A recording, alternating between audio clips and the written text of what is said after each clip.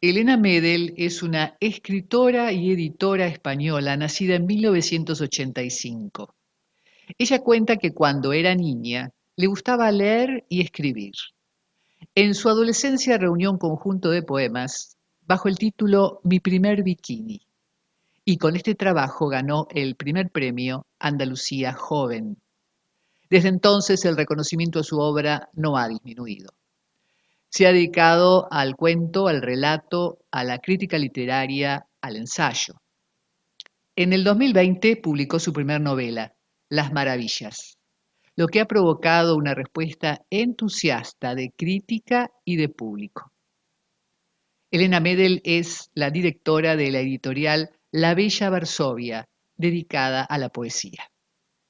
Pero bueno, vamos a encontrarnos con ella. Bueno, y aquí estamos con Elena Medel, aquí desde Buenos Aires hasta Madrid, de Madrid a Buenos Aires. Muchas gracias, Elena, por estar aquí con nosotros.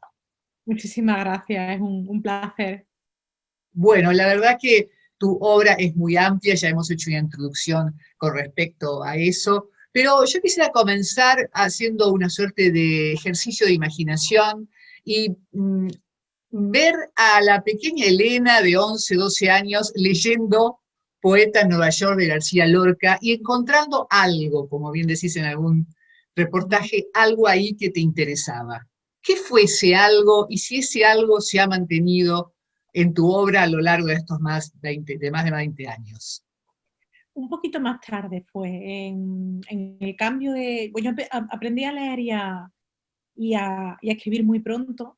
Ajá. Me enseñó mi abuela y entré, digamos, en el colegio ya enseñada, ya aprendida.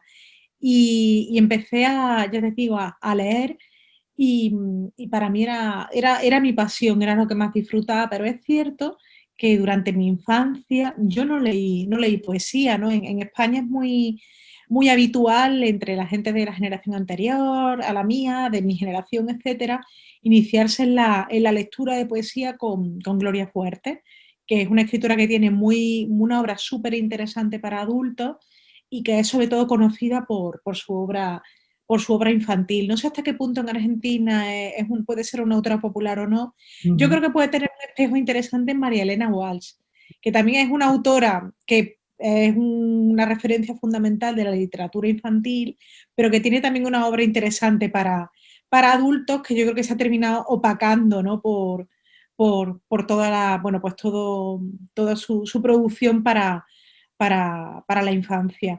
Entonces ya te digo, en España es muy habitual entrar en la poesía leyendo a Gloria Fuertes, pero no fue mi caso. Yo sobre todo leía novelitas, relatos, etcétera, hasta que en el cambio del colegio al instituto, pues ya te digo, con 13 yo creo con 13 años más bien, me regalaron una antología de la generación del 27.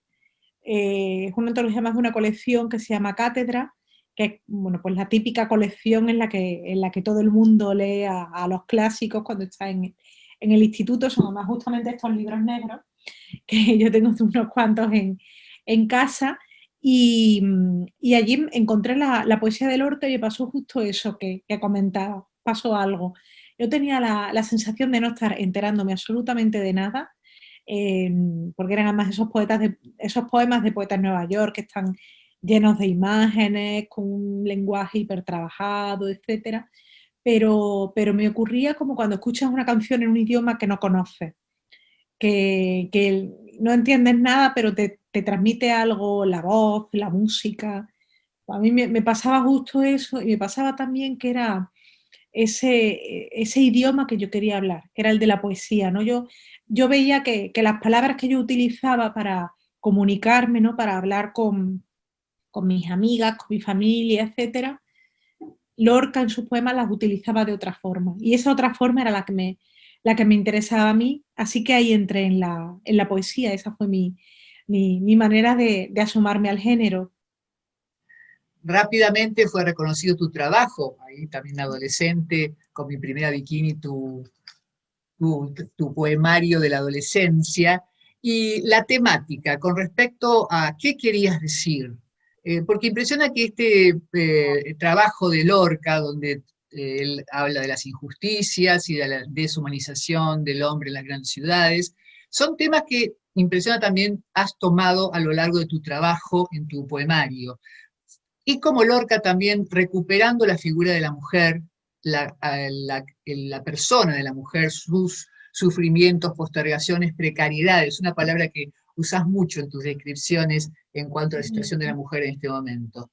Ese tema sigue estando en tu obra, ha habido transformaciones estéticas y éticas también.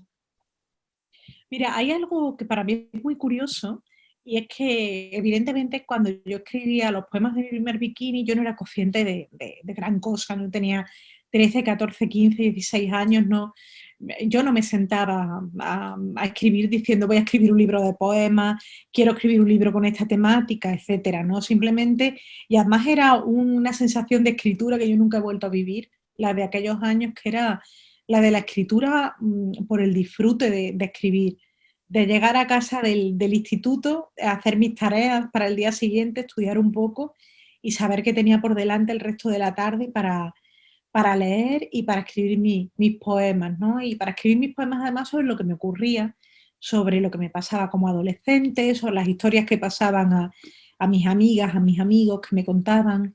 Entonces, bueno, ya te digo que no hay digamos, un tema que una el libro de una manera premeditada, pero te decía que me ocurrió algo muy gracioso, para mí por lo menos, curioso, que fue cuando publiqué en un tomo todos mis libros de poemas que están en la editorial Visor. Entonces lo tuve que preparar para enviarlo al editor. Esto fue a finales de 2014, ¿no? Yo casi con 30 años, es decir, casi 15 años prácticamente después de escribir aquellos poemas, ¿no? Hacía ya un tiempo. Entonces tuve que transcribirlos, quise corregir alguna cosa, etcétera. Y me llamó la atención que en esos primeros poemas había ya muchas cosas que han estado repitiéndose en lo que he escrito después. Y no solo en los poemas, sino también en el ensayo, en la novela.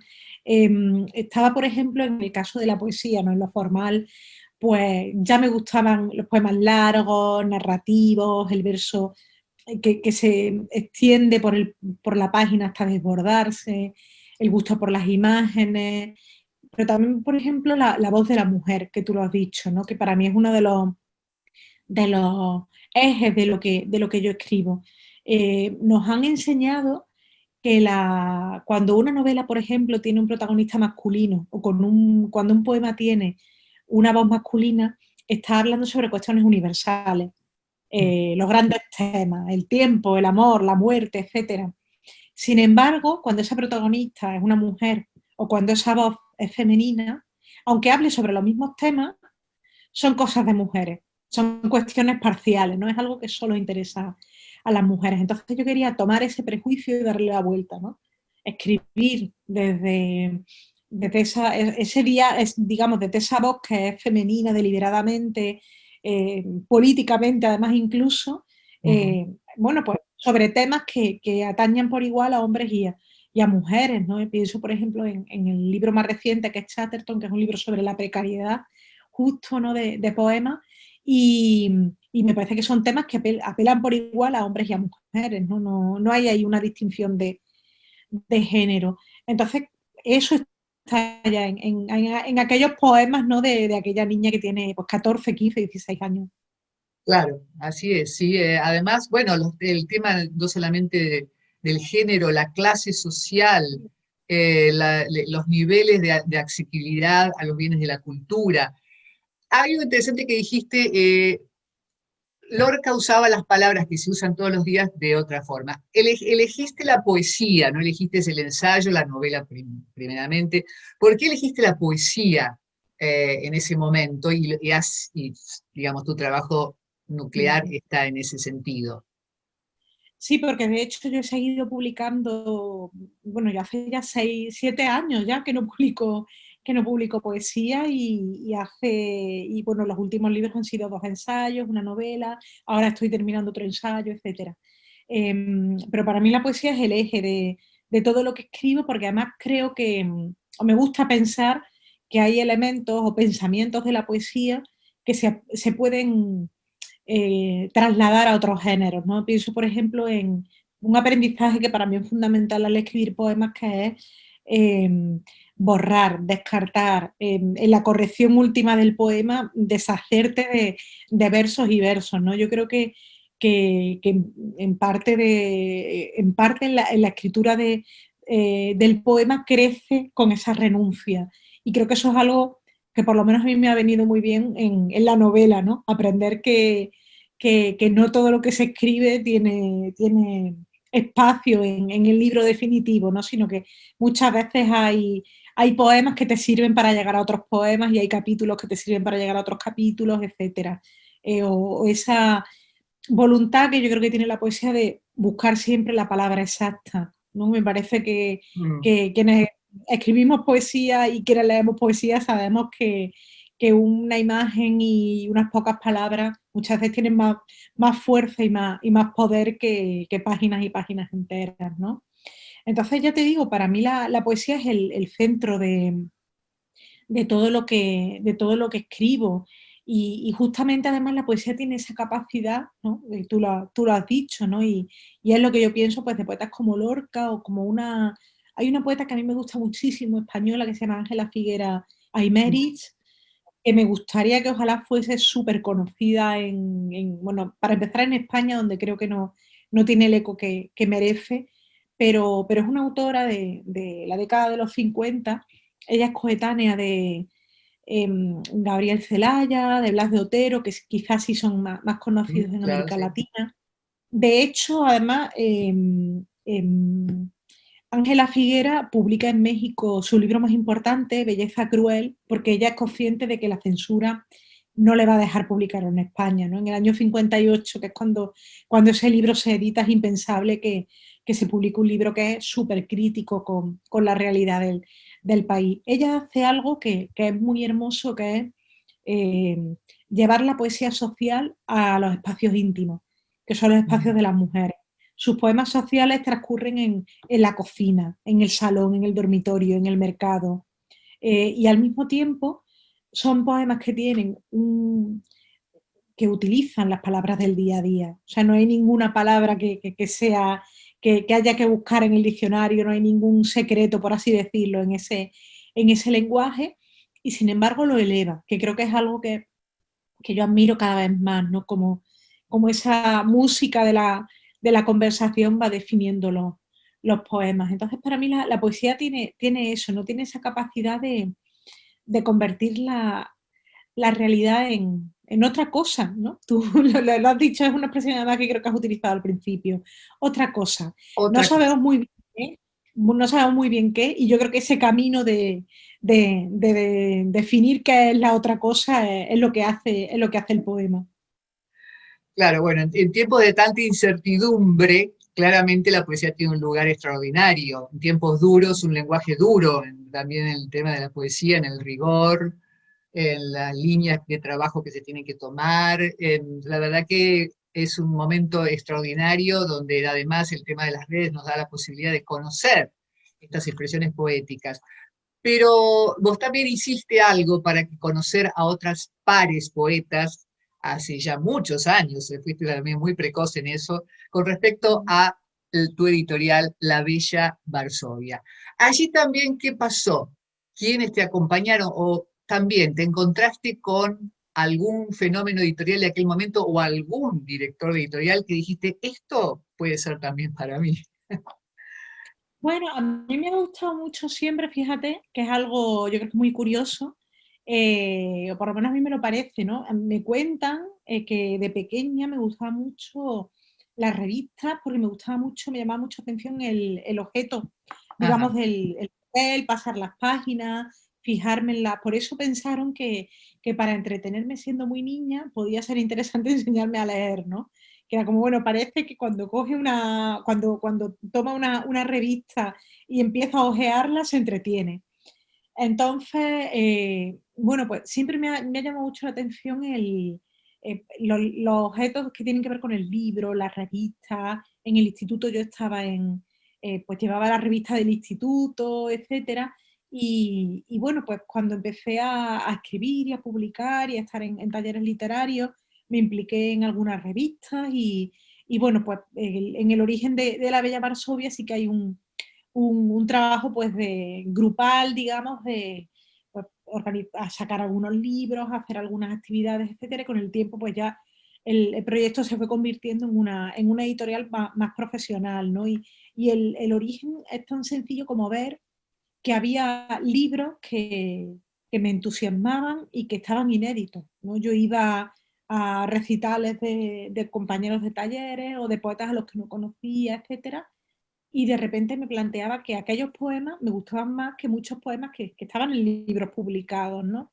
Entonces, como yo siempre he sido de hacer las cosas más que lamentarme quizá, empecé a publicar de una manera también como casi muy torpe, ¿no? Porque yo no sabía nada, estaba en primero o segundo de carrera, ¿no? No tenía apenas conocimientos al respecto, pero hubo una persona que me ayudó muchísimo, que fue Ana Santos Payán, que era la editora de El Gaviero, que era una editorial de poesía. Ana llevaba también muchos años publicando revistas, etcétera. Entonces, por ejemplo, todas las cuestiones así un poco técnicas, por así decirlo, pues Ana siempre me las resolvió y me ayudó, ¿no? Entonces fue una persona que para mí, ya te digo que fue fundamental en ese aprendizaje. Ahora hay muchas maestrías de edición, etcétera, pero en esos momentos no.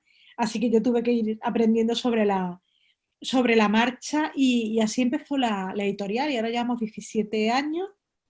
Estamos dos personas trabajando, María Martínez Bautista, que es también poeta y traductora, y yo.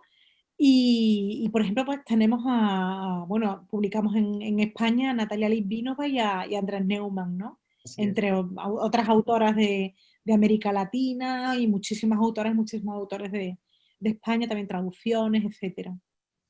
Bueno, aquí hay una relación que a mí sí también siempre me interesa, la relación entre editora y poeta. Sí. Alguna poeta, alguna vez que también tiene una editorial, me dijo, ella no hacía edición de poesía porque no quería meterse con el trabajo del otro, que se notara eso. Y en algún reportaje vos decías que vos que considerás que el trabajo de la editora debe ser invisible. ¿Cómo es eso? A Supongo ver, que te yo debe creo llegar un montón de material, además hay un sesgo que interesante que es mucha publicación de poetas mujeres, como tienes en tu sí. editorial. Sí, Eh, a mí, por ejemplo, de hecho, no, hace tiempo que no hago el porcentaje, pero la última vez era como el 60% del catálogo, que no es nada, en España por lo menos no es habitual, claro. que haya un porcentaje tan alto de mujeres en el catálogo. Pues mira, yo creo, por lo menos es algo muy personal y creo que, como, que la única huella, digamos, mía como editora es la elección de textos. Es Mm, decir, para mí es una editorial, y muchas veces digo que es una editorial de autora, en el sentido que los libros que publico son libros que me entusiasman y son libros además que responden a cuestiones que me interesan, ¿no? Pues a mí me interesa mucho pues, el feminismo, entonces hay un peso importante de libros escritos por mujeres y además que reflexionan sobre el feminismo. Acabamos de publicar, por ejemplo, en el mes de noviembre, creo que fue, si no me equivoco, un libro de Viviana Collado Cabrera, que se titula Violencia, que es un libro sobre la violencia de género, que es un tema que no estaba muy tratado en poesía, al menos en libros completos, sí en poemas exentos, etc. Por ejemplo, pues, estamos ahora también trabajando en libros que van a salir a lo largo del año, también de autoras que hablan sobre cuestiones de genealogía, cuerpo e identidad, etcétera. Entonces son temas que me interesan, ¿no? Y esa, digamos, es lo que se puede ver de mí en el catálogo. Pero después yo creo que a la hora de trabajar el texto, yo tengo que, o por lo menos como editora, tengo que hacer un trabajo eh, de borrado de mi propia identidad, por así decirlo, ¿no? Cuando estoy trabajando con el texto de un autor o de una autora, lo que yo opine es lo que menos interesa y lo que menos importa, ¿no? La cuestión es llegar al mejor texto posible esa persona y claro, eso implica también pues conocer pues al poeta, a la poeta, saber qué libros le interesan. No sirve de nada que yo haga la edición de un libro de poesía pues, quizá mucho más clara, etcétera, con códigos del surrealismo, ¿no? No tiene nada que ver, ¿no? Entonces tienes que yo creo que hacer un trabajo de diálogo muy potente y también pensar en qué es lo que quiere la otra persona, ¿no? Hay autores y autoras que no quieren edición en mi editorial, ¿no? Por ejemplo, que yo sé que el libro llega, yo hago una lectura, a lo mejor hago un par de sugerencias y ya está. Pero hay autoras y autoras que sí que piden un trabajo mucho más de bajar al barro, ¿no? Y de empezar bueno, pues a dialogar de forma mucho más potente con los poemas, etcétera.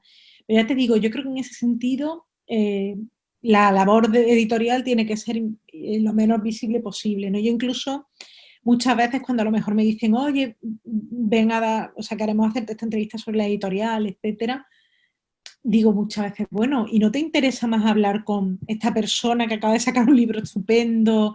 ¿No? Porque creo que quienes tienen que hablar son los autores. Lo que pasa es que es verdad que en mi caso, bueno, pues como sí que como autora tengo a lo mejor pues, cierta repercusión, pues ayuda también a que se conozca un poco más la editorial. Claro. Bueno, como te decía antes, esta expresión de la poesía por los jóvenes, personas menores de 35, 40 años que han tomado la poesía como su forma expresiva, supongo que te deben llegar muchos trabajos en ese sentido.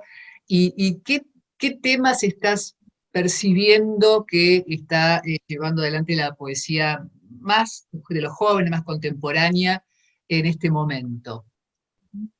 Pues mira, yo creo que, por ejemplo, en España, que es la que yo conozco mejor, claro, me parece que hay una diversidad enorme ahora mismo.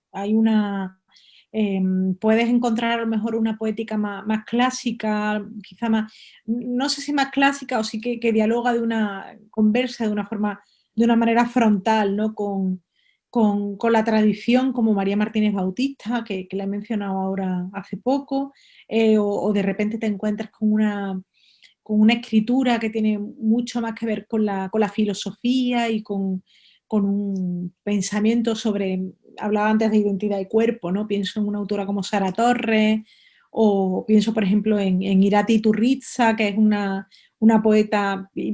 Estoy mencionando libros en los que estamos trabajando ahora mismo que tengo muy recientes y muy frescos, ¿no? Pues Irati, por ejemplo, es una continua pregunta sobre cómo el lenguaje nos sitúa en la vida, etcétera, ¿no? Yo creo que al final los temas casi siempre son los que son, ¿no? No hay, estamos continuamente haciéndonos las mismas preguntas, quizá porque cada vez encontramos respuestas diferentes, ¿no? Entonces yo creo que hay, por supuesto, inquietudes sociales, no de una manera quizá evidente, ¿no? Sino encontrando discursos nuevos para esas inquietudes sociales, no desde a lo mejor desde una poesía pues, más clara, más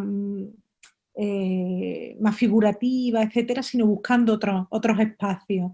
¿No? Me parece que es muy interesante pues, como el feminismo, la conciencia política, etcétera, están copando ciertas poéticas, ¿no? Pero sobre todo creo que hay una diversidad inmensa, es muy interesante, ¿no? Lo que se está escribiendo ahora. Ujú. Y por último, entonces te llega la novela, esta novela por lo menos publicada, porque has dicho que tienes otros trabajos allí debajo del escritorio. La novela, la estructura de la novela fue porque te querías experimentar con tus viejos temas otra estructura o sentiste que era insuficiente con tu expresión poética o ensayística. ¿Qué pasó ahí? Yo es que he escrito siempre narrativa, ¿no? Te comentaba antes que empecé a leer narrativa y de hecho mis primeros textos tienen que ver con. Para mí siempre la escritura es una consecuencia de la lectura. O sea, yo escribo porque leo y siempre de una forma u otra en el origen de cualquier texto está la lectura de otro texto. Entonces, un poco partiendo de esta idea, ya te digo que yo escribía mis pequeños cuentos, etcétera, hasta que de repente se cruzó la poesía por mi camino y bueno, pues empecé a escribir poemas, pero siempre había seguido escribiendo relatos, publicando algunos en antologías. Y lo había intentado varias veces con varias novelas que no terminaron de convencerme como para publicarlas. Entonces siempre tenía como esa idea de quiero escribir una novela, porque, bueno, pues porque siempre he escrito narrativa y me gustaba mucho. Y yo soy muy lectora también de novelas. Así que tomé uno de los personajes que aparecían ya en las novelas descartadas y me planteé qué le podía ocurrir. Empecé a escribir sobre ella y empecé a hacerme preguntas, ¿no? Una vez más, que para mí es otro de los motores de la escritura. ¿Quién era este personaje? ¿Qué era el personaje de Alicia? ¿Quién era su madre? ¿Quién era su abuela? ¿Qué ocurría después de un suceso que contaba ese capítulo? ¿Qué había ocurrido antes? Etcétera. Y fui armando la novela. Al final, tú lo has dicho también, ¿no? Que los temas de la novela son temas que estaban ya en mis poemas. Estaba ya la cuestión del feminismo, la cuestión de la precariedad, las clases sociales, etcétera. Entonces, bueno, creo que al final son expresiones diferentes, ¿no? Para temas que al final me preocupan y que supongo que irán saliendo y saliendo y saliendo en, otros, en otros géneros, en otros libros, etcétera. No, ya te digo, no era una sensación como de tengo que escribir una novela porque la novela certifica o porque la novela legitima, ¿no? Que al final creo que es algo es una idea que está por desgracia muy extendida. Me decía, mucha gente me hablaba como casi si fuera mi primer libro, cuando en realidad es como el 10º libro o algo así, ¿no? Pero era como, oye, yo he escrito, de hecho, hubo un comentario que me dijo, ahora a por el segundo. Y era, ¿cómo que a por el segundo? Si ya hay un montón, ¿no? Tiene mucho que ver también con esa imagen de la poesía, ¿no? Que muchas veces como algo, bueno, pues como un género menor, cuando en realidad yo creo que la poesía es el centro de todos los géneros. Claramente que sí, es como un núcleo magnético de sentido para la creación en general, ¿no? No solamente literaria, yo también adhiero a eso, Sí, así que afortunadamente, por lo menos los que nos gusta la poesía, y está llegando de diferentes formas, ¿no es cierto? Porque los más jóvenes usan el rap, porque la música se ha encargado mucho de poner a poetas en sus canciones. Vos tenés un trabajo sobre Machado también. Claro, realmente este ha sido un encuentro para mí muy, muy lindo, como decimos por acá, lindo porque realmente admiro tu trabajo poético. Esperemos conseguir aquí la novela. ojalá, creo que estaba llegando a América Latina, pero me parece que a Chile estaba a punto de llegar. Ajá. Pero en algún momento supongo que terminará llegando pues a Argentina, Colombia, México. Pero claro, además ha salido en el peor año de la historia. Va a tener que enfrentarse a un Pero bueno, montón bueno, de... bueno. Viste que dicen que de mucha oscuridad en el núcleo, en el centro está la luz. Así es que Ojalá, ojalá sea así, así ojalá. que bueno, cuando la tengamos por aquí, yo por supuesto la voy a leer, porque además yo dedicada al teatro, por las reseñas que he escuchado, realmente son personajes, por eso vuelvo a Lorca, ¿no? A Lorca y a sus mujeres del teatro y a sus mujeres de la poesía, esos personajes tan sólidos, que tan, de una construcción tan perfecta. Y acá me viene así como un rum rum, como decimos, de personajes en ese sentido, o sea, con mucho conocimiento de estructura, de cómo armarlos y Y hacerlos. ya verás que la novela casi está escrita en escenas, para mí por lo menos, en escenas en cuanto a que son capítulos cerrados, no son independientes, pero sí que cada uno tiene su principio y su final. Claro. Ya espero que la disfrute. Bueno, muchísimas gracias. Elena, muchas gracias por este momento, muchas gracias por estar aquí con nosotros, por contarnos esta breve historia de una gran poeta como sos, como es tu trabajo. Muchas gracias por estar con nosotros y nosotros siempre nos despedimos dando una sugerencia a nuestro público que dice, no reviente, lea poesía, no reviente, escuche poesía, no reviente, escriba poesía, no reviente, no les dé el gusto. Muchísimas gracias, Elena Medel, por estar aquí con nosotros. Muchísimas gracias, ha sido un placer. ¿No? Nadie se posa en el alféizar. Son 28 años de espacio adolescente. Pero ¿qué ocurriría si el pájaro sobre el que he leído, en todos los poemas, se colara por el patio de luces y asomara por el alféizar de mis 28 años? Un pájaro, mi habitación adolescente. ¿Y qué ocurriría si yo escribiese aún? Si me preguntan, respondo que ya no. Y un pájaro cualquiera, ninguno de los pájaros sobre los que haya leído en todos los poemas, un cuervo o una de las palomas negras que asoman en la oficina, interrumpiese en la escritura, como el que se posó en la ventana de Carver, ¿ganaría su lugar en el poema? ¿Dejaría de ser pájaro? Alza el vuelo. Ya no hay habitación en el alféizar. Y chao.